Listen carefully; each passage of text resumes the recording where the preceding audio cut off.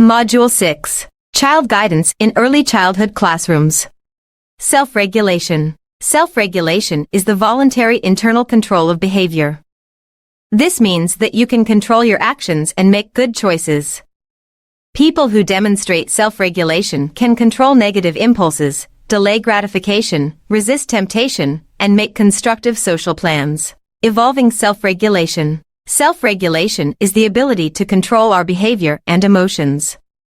Let's look at the 4 stages of self-regulation. The first stage is no regulation. At this stage, children have no awareness of what is right or wrong. The second stage is adherence. Children rely on adults to control their actions for them.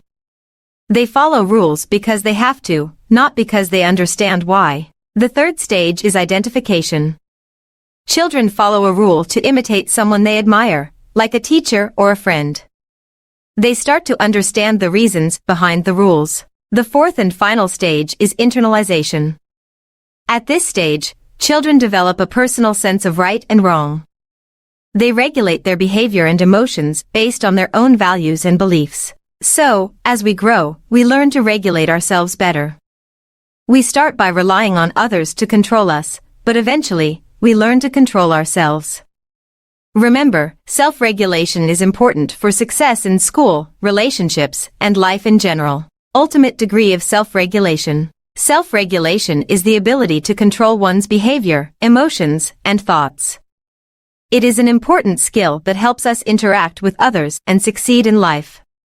When we talk about the ultimate degree of self-regulation, we mean a level of self-control that comes from within, rather than being imposed by external rules. This level of self-regulation is called internalization. When a child has internalized a behavior, it means they have made it a part of who they are. They don't need someone else to tell them what to do, because they have a deep understanding of what is right and wrong. Self-discipline is another important aspect of internalization. When a child has self-discipline, they are able to control their own behavior without needing someone else to tell them what to do.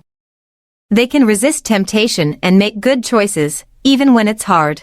This level of self-regulation is based on reasoning and concern for others.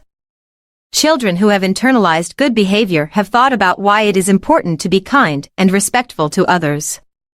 They understand that their actions have an impact on those around them, and they want to make a positive difference. In early childhood classrooms, teachers can help children develop internalization by encouraging them to think about their actions and the impact they have on others. Teachers can also model good behavior and help children understand why it is important. Characteristics of self-regulation. Self-regulation is an essential skill for children to learn, and it takes time to develop. Self-regulation varies from person to person, as every child is different. Some children may find it easier to control their behavior and emotions, while others may struggle more. Self-regulation is also influenced by development. Young children may find it harder to regulate their behavior and emotions than older children. This is because as children grow and develop, their brain becomes better equipped to handle self-regulation tasks. Lastly, experience plays a significant role in developing self-regulation skills. Children who have had positive experiences with self-regulation are more likely to develop strong self-regulation skills. This is why parents and teachers need to help children practice self-regulation in a supportive and positive environment. Developmental influences. Developmental influences are the things that can affect how children grow and develop over time. As children grow, they become better at controlling their own behavior and emotions, which is called self-regulation. This happens as they become more mature and learn how to handle different situations. Another important aspect of development is empathy and guilt. This means understanding and caring about how other people feel, and feeling bad when we do something wrong. Children also learn how to reason about what is right and wrong. This means they start to understand that some things are okay to do and some things are not. Another important part of development is perspective taking.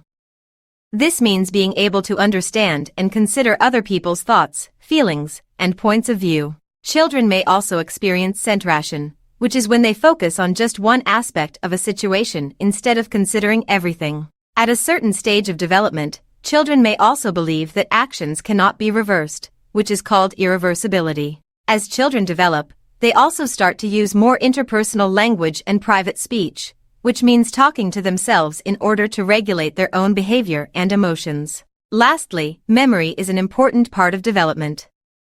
Children's memory improves as they get older and they become better at remembering things they have learned and experienced.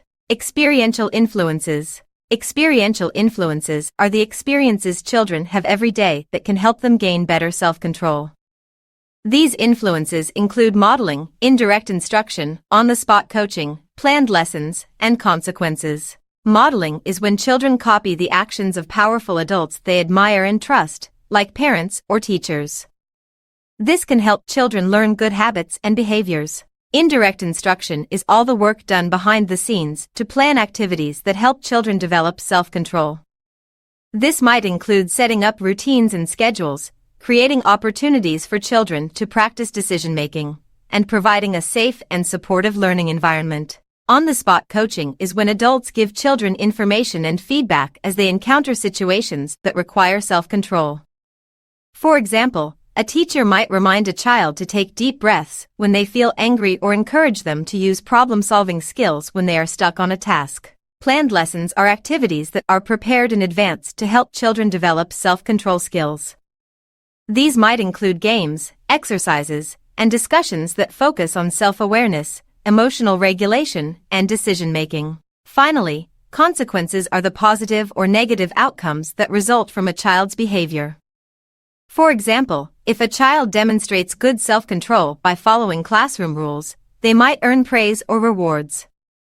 Conversely, if a child demonstrates poor self-control by breaking rules, they might face consequences like timeouts or loss of privileges. Remember, by paying attention to these experiential influences, children can gain greater self-control, leading to better academic and personal success.